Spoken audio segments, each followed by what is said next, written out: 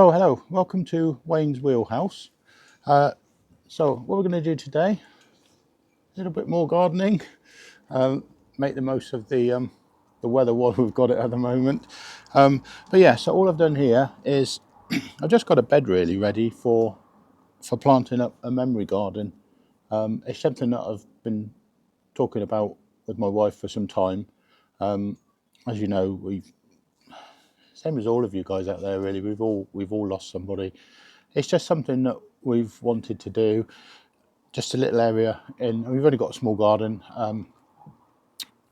It's just something that we've wanted to do, just in memory of our loved ones, really, that we've lost. So yeah, so that's what I'm going to be planting up. I've got a rose to go in here. I've got a few other plants and things which we've got from a garden centre. So I'm going to put the climbing rose in here and train it across. So I'll get to that a bit later in the film.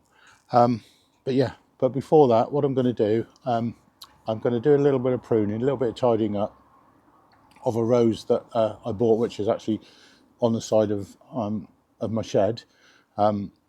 It's a rose that I bought in memory of my brother Mark, who sadly lost during COVID.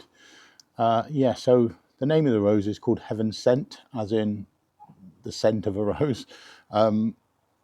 But yeah, it was something that I bought from a garden centre near to where he lived, and it seemed quite a poignant thing to do, to get something from near where, as I say, near where he lived really. But yeah, so stay tuned and follow me on that one. Okay, see you in a bit. So yeah, welcome back. So I'm going to prune what I call really is Mark's rose. So I bought it in memory of my brother Mark, as I say.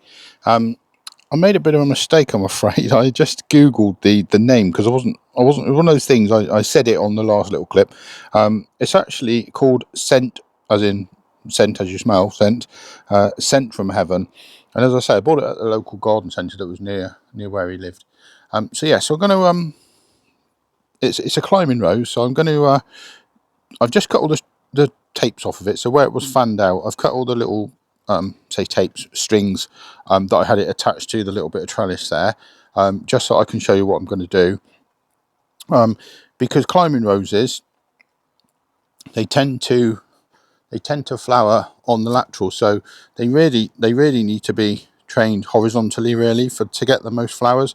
If you train them just upright, what happens, you'll get lots of flowers on the top.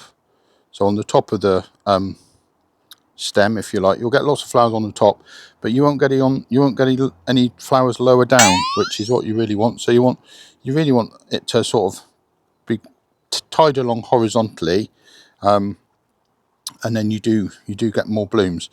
So yeah, so I'll just pan across there as well, if you can see that actually. So we've got quite a funny shaped apple tree at the end of the garden, which I planted.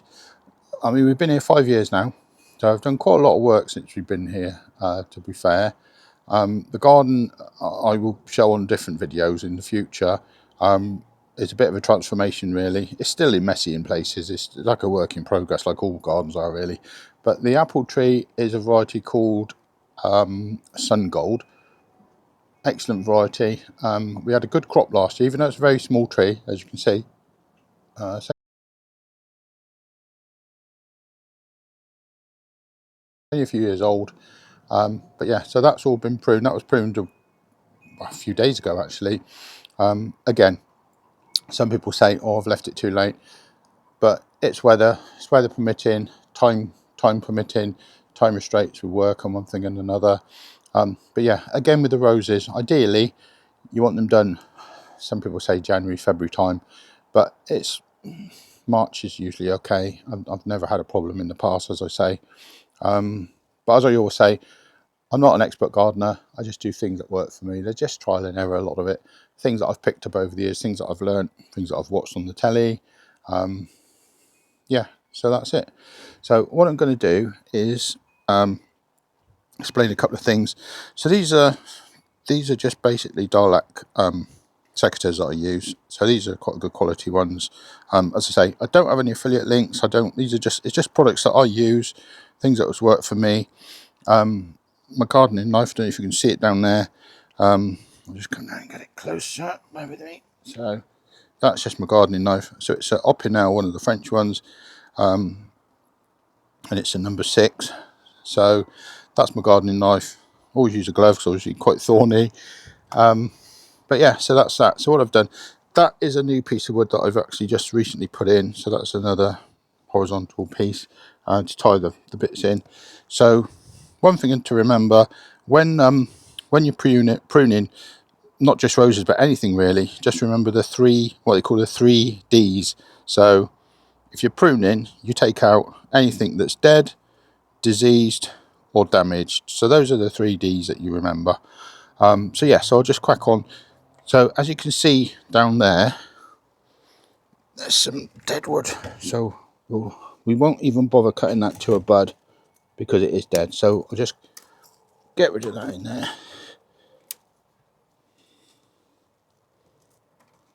I'll just save my fingers from the thorns. So yeah, so we've got Daddy's little helper here as well. So we've got a little cat over there that's come to watch. She actually follows me everywhere. So this one here looks like a sucker. So what I'm going to do, I'm going to cut that right off quite low. So right in there, so it's easier to not fall about. And not only that, if you cut things down to size, it means that you can get more in the green waste bin. So that one will come off there. That'll come off there. But as you can see, little cat over there on a little scratch. And a little fence post to have a scratch on.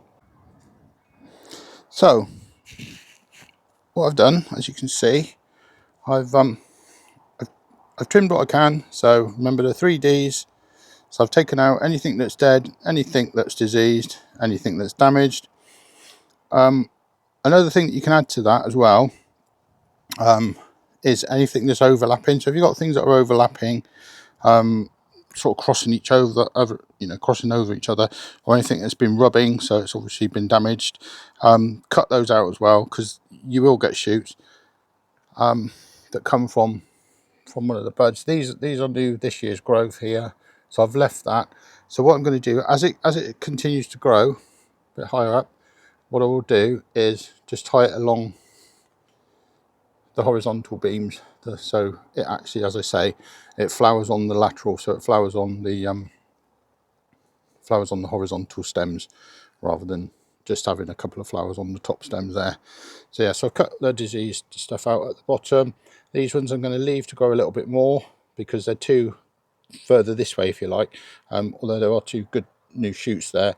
So when they've grown probably about this high, I'll tie them back onto the trellis and then bring them across into a horizontal fashion rather than growing them up. So hopefully we should get some nice flowers on there. So yeah, and then just a little job, got some chipped bark over there. So here I'm just going to clear this area, a little bit of wasteland there, a bit of grass and stuff, clear that off, put a bit of bark, just tidy it up. So welcome back. So we're going to plant up this little memory garden. So got some chicken manure pellets, got a watering can, got some bucket of farmyard manure, which I put in the planting holes of each one. So we've already got a little skimmier that's been planted in there, so that's established. Also got a little conifer in the pot, got a little robin on a little post there. So we've got the rows, which we're going to put about there, and then we're going to fan it across the trellis, which I'll come to shortly. So the variety is a climbing variety. I don't know if you can see that. It's actually called climbing rumba. So that's that. We've got a couple of aubrecias at the back there. So we've got a blue one, which is a perennial one. So it comes up every year, hopefully. And we've got a purple one. So those are going to go in the front there just to tidy up this. Hopefully they'll sort of, they're carpet, what they call carpet bedding. So they'll actually form a carpet across there, fingers crossed. And they'll sort of come up towards the little polyanthus that we've got there. And then we've got at the back, which grows to 9, don't know if you can see that, 90 centimetres, out of focus there, and it's syringium, which is like a blue a thistle-like flower, really, quite a quirky little thing. And then also here, which grows to, I don't know if you can see that, pull that into there, goes to 45 centimetres, and that's a Centaurea montana, which is commonly known as the perennial cornflower. So that's there, so that's going to go in there. So yeah, so what we'll do, get everything ready. We'll put the rose in first, I'll tie it up. So yeah, be back in a minute.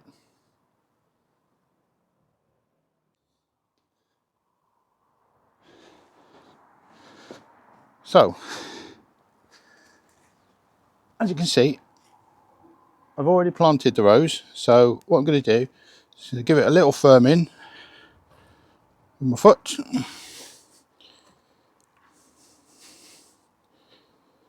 Okay, just like so. With a messy job now, it's all a bit sticky. So just pop that over there like that. Leave that to grow. So what I did was, when I made the planting hole, I made the hole the same depth as the pot that I took the rose out from, so I can use that pot at a later time. So recycling, that's all good. So as I said, on the what I call Mark's rose, there's the three things to remember: diseased, dead, or damaged. So this one is not too bad actually. There's a few little tips that are damaged on the end. So what I'm going to do, there's a bud there, so trim it up to the bud. Here again, trim that to a bud, because they're damaged on the ends, they're diseased on the ends actually. Actually, my secateurs could do with a bit of a sharpen actually. So that one is okay. That one is diseased all the way down to there, so I'm going to cut that right the way back down to there. Okay, so we'll get rid of that in a minute. And then what we're going to do now is we're going to tie this in, because these are still new, very young and whippy, so they're nice and flexible.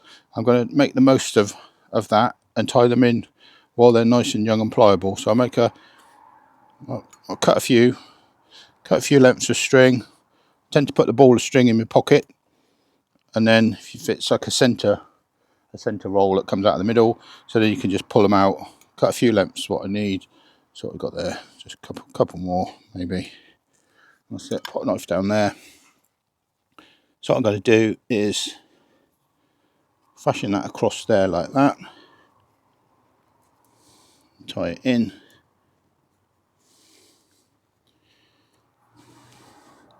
And as I say, they tend to flower more on the lateral, so where the buds are you get more flowers.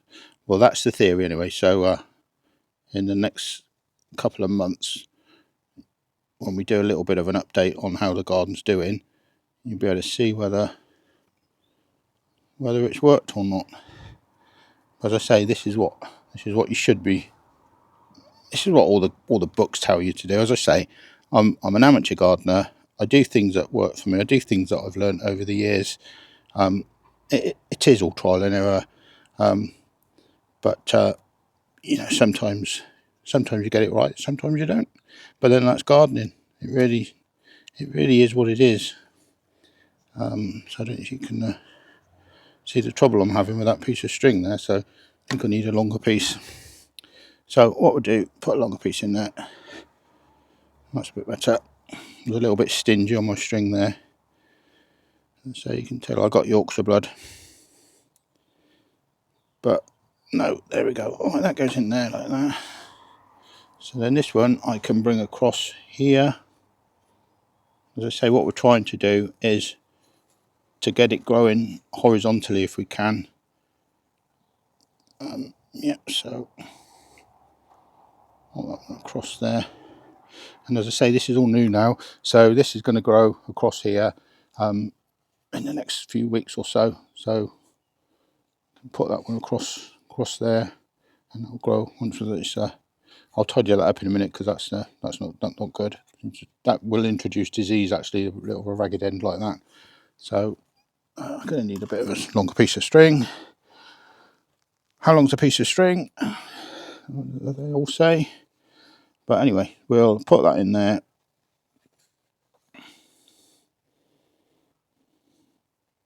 and then we can continue to tie it in, as I say, when it grows in the next few months or so. This one, don't really want that overlapping, so what I will do is I'll bring that one through there at the back. And what we'll do, I will tie that there, and then I'm going to bend it around as it grows. That's the theory. Anyway, let's see how that goes there, like that, a bit more straight. So we'll tie that in there for now, and then as it grows up, I'll just do what we said, tie it in.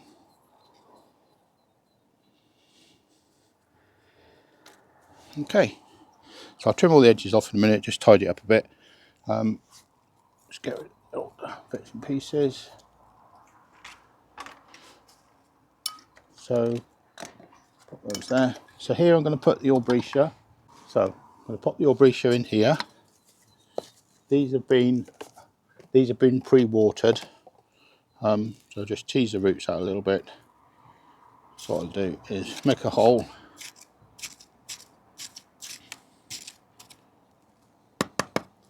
Put a little bit of the farmyard manure in the bottom of the hole. Scoop of chicken manure pellets. Turn it in a bit. Put that in there. Bring the soil around. Let's give it a firming. That's that one. Okay, and then the purple one we can put by the side of it. Yeah, so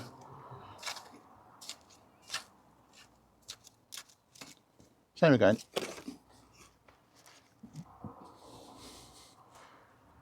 Bit of farm manure, bit of chicken manure pellets, and we'll just pop that one in there.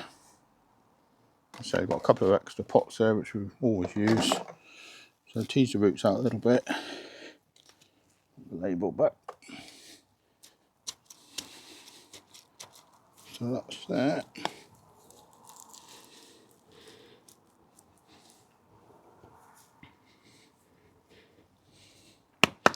So then I'm going to pop the other two plants in that I said, the Eryngium and the cornflower.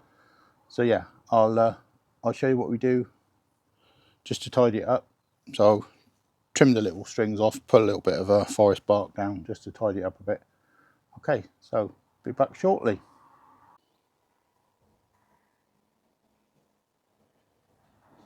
So while you were away, I planted up this as well. So this is just going in front of the memory garden. I put all the plants in that I said I was going to put in, and I've just tidied it up with a little bit of chipped bark. It's on offer at most places at the moment. So yeah, so shop around on that.